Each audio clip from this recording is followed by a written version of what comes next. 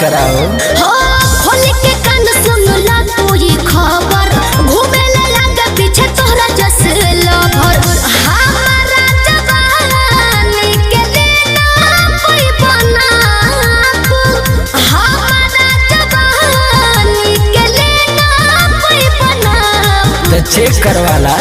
कहीं को बीन पाना चावा, कई को सांप रे बाप रे बाप। का बाप रे बाप? कहीं को बीन पाना चावा, कई को सांप रे बाप रे बाप। अच्छा तब का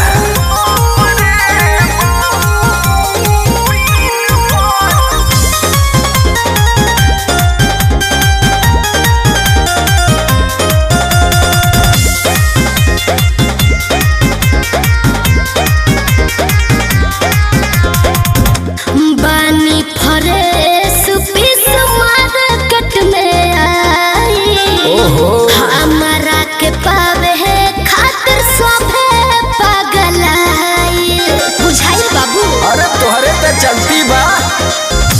दही डिमांड जब ले बाटे जवानी हो, पूछी न केहू जब उतरी फेस के पानी हो। हो तो साइड में ना तो दे हम चापू। भानु हो तो साइड में ना तो दे हम चापू। अरे रोलर हऊ का हो। कहीं को बीन पाना चावा, कई को सांप रे बाप रे बाप। अरे काहे चिहात? कहीं को बीन पाना चावा, कई को सांप रे बाप रे बाप। चल हट रास्ता में से। अरे तारा बीन के असर शौकीन बना हुई।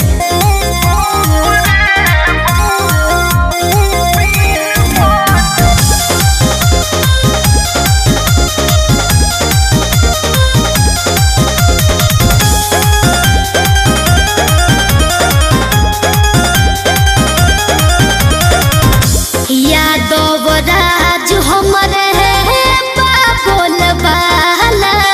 वाह। होई हम चाभी जे खोल दिल के ताला।